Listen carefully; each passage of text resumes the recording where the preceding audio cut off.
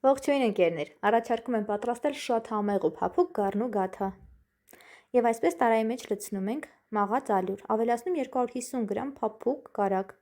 Ձեռքերով լավ խառնում ենք, մինչև ստանանք խորիզանման զանգված։ Ընթացքում ավելացնում ենք 1 թեյ գդալ վանիլին։ Ալյուրի հստակ քանակը նշել չեմ կարող, քանի որ այն հիմնականում կախված է ձեր օգտագործած մթերքներից։ Առանձին հարում ենք 1 ծուն, 250 մլ մածունին կամ թթվասերին ավելացնում ենք 1 թեյ գդալ սոդա և լավ խառնում, որից հետո այս ամենն ավելացնում ենք ալյուրի և կարագի խառնուրդին։ Սկսում ենք հունցել խմոր, աստիճանաբար քիչ-քիչ ավելացնում ենք մաղած ալյուր և շարունակում հունցել այնքան, մինչև ստանանք փափուկ ձեռքերին չկպչող խմոր։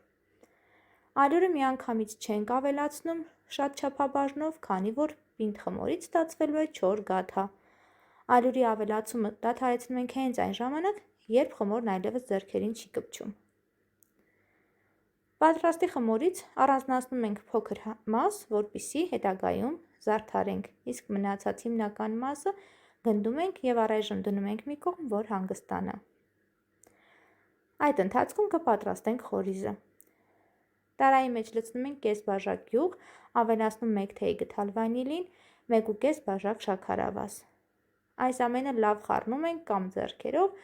կամ էլ հարիչով, որից հետո ավելացնում ենք 1,5-ից 2 բաժակ ալյուրը։ Ալյուրն ավելացրեք աստիճանաբար, մինչև ստանաք համապատասխան խտությամբ խորիզ։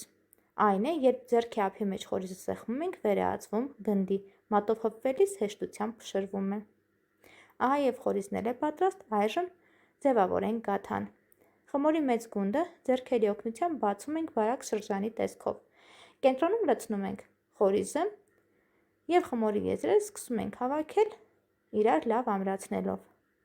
Այստեղ անպայման ուզում եմ նշել, որ խորիզը բավականին շատ է ստացվում, գրեթե խմորին հավասար, կամ գուցե ավելի հաստ շերտով ստացվի։ Եվ եթե չեք ուզում այդքան հաստ շերտով խորիզ ստանալ, ապա կարող եք ի սկզբանե պատրաստել խորիզի կես չափաբաժինը, որը որ նշել եմ, կամ էլ պատրաստելուց հետո լցնել ուղղակի կեսը։ Եզրերը լավ ամրացնելուց հետո շրջում ենք կարով դեպի ներքև և կենտրոնից ահա այսպես սեղմում ենք, որպեսզի խորիզը հավասարաչափ տարածվի,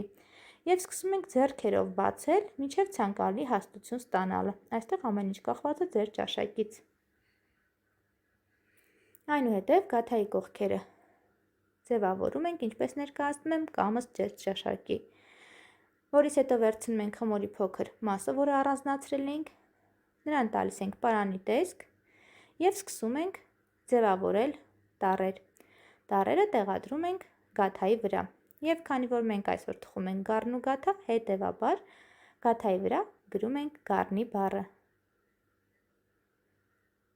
Ըստ ցանկության ունելիի օգնությամբ կարող ենք տառերին գեղեցիկ տեսք հաղորդել, ինչպես ներկայացնում եմ, որից հետո վերցնում ենք 1 ձվի դեղնուց, որին կարող եք խառնել 1 ճաշի գդալ կաթ, սակայն ես այսօր չեմ խառնել, և քսում ենք գաթայի վրա։ Ձվի դեղնուցը գաթային տալիս է շատ գեղեցիկ փայլուն մակերես։ Ծակծկում ենք վատառաքաղի օգնությամբ և տեղափոխում 180 աստիճան տաքացված ջրով, մինչև գեղեցիկ ոսկեգույն երանգ ստանալը։ Ժամանակահատվածը կախված է ձեր ջեռոցից։